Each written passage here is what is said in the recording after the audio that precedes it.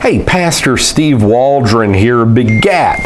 And this is basically a book on the influence of the King James Version of the Bible on the English language. It's put out by Oxford University, so, I don't think anybody's going to say that this is some, incredible conservative, ultra-fundamentalist writing this.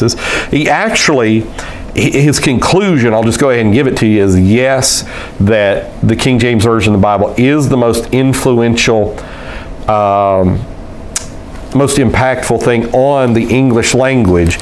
At the same time, I think he still underestimates the impact of the of King James on the English Bible. So, expressions discussed in this book, a total of 257. And he goes through 257. That's a lot. 257 expressions found in the King James Version and how widespread they are in English.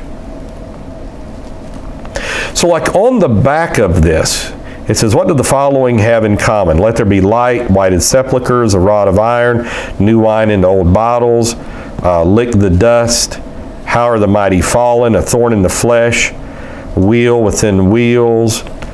The answers, they're all in the King James Version of the Bible. This was published to mark the 400th anniversary of the King James Bible. Everyone knows that the King James Bible has had an immense effect on the English language, but exactly how much, why, and in what respects, David Crystal, the great authority on the English language, investigates. He come up with some unexpected answers.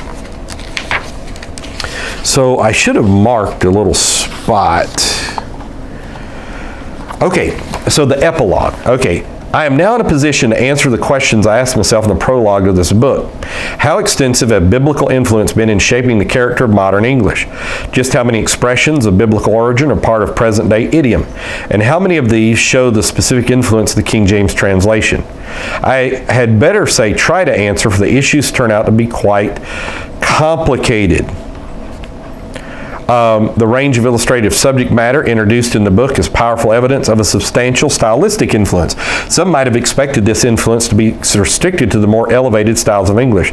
This is indeed the case with quotations, which are likely to be used only in context where their inclusion is appropriate to the religious, specifically Christian or Jewish subject matter. But the items discussed in this book are not quotations, they're everyday expressions used by speakers and writers of modern English. So it goes everything from ABC television to zoology, from Byron to Beckham to Osama and Obama.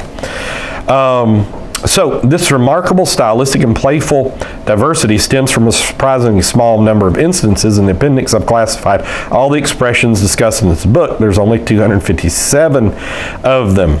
I say only 257 because this puts in perspective the sometimes wild claim or something. So was Alan Thomas right when I quoted him in the first line of my prologue? No book has had greater influence on the English language. If this claim is interpreted with reference to the number of innovative idiomatic expressions in a single canonical work of literature, I think we have to say yes. And so then, the influence of King James, it says, and if we interpret it with reference to the extent to which these idioms have permeated genres of modern spoken or written English, again, I think we have to say yes. So amazing stuff. Really good book.